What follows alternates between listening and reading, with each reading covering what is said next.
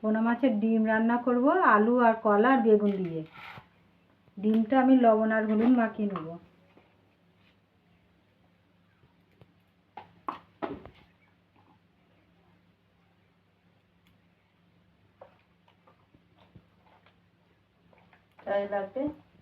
মাখানো হয়ে গেছে, আমি গ্যাসটা জ্বেলে নেব।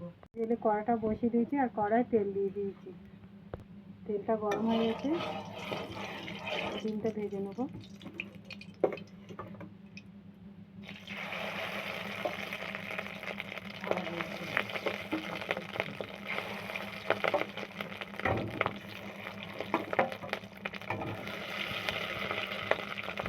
এক সাইড ভাজা হয়ে গেছে, সবগুলো উল্টে দেবো।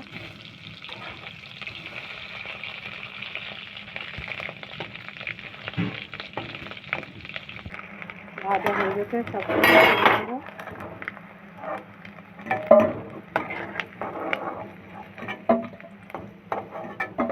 বাকিগুলো আমি একইভাবে ভেজে নেব।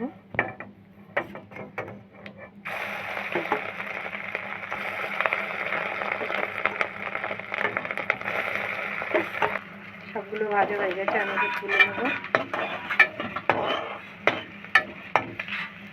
ওই তেলে আমি পেঁয়াজ আর একটা কাঁচা লঙ্কা দিয়ে দেবো।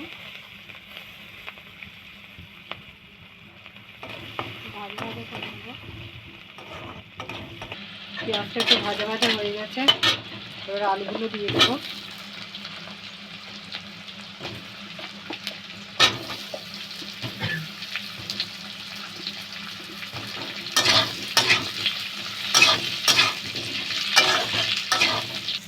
লবণ দিয়ে দেবো স্বাদ মতো,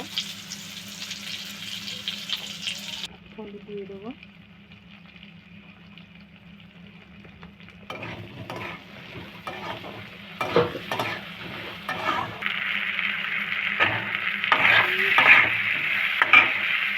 এবার আদাটা দিয়ে দেবো।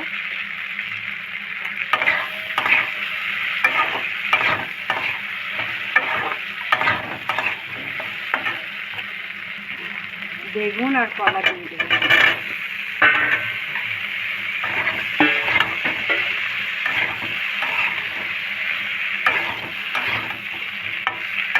ভালো করে কষে নেব।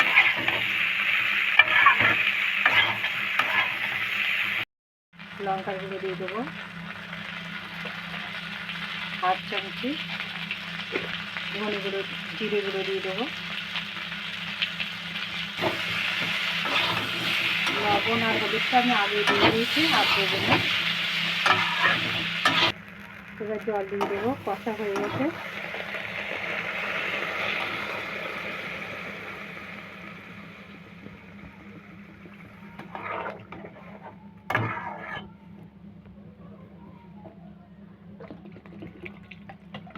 দশ মিনিট আমি ঢাকা দিয়ে রাখবো। 10 মিনিট আমার হয়ে গেছে, আলুগুলো সিদ্ধ হয়ে গেছে।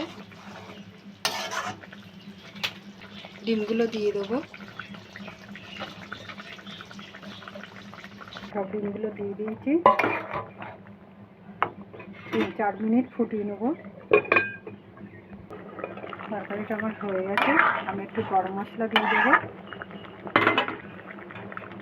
ছাই গরম মশলা একটু দিয়ে দেবো, দিয়ে নামানো।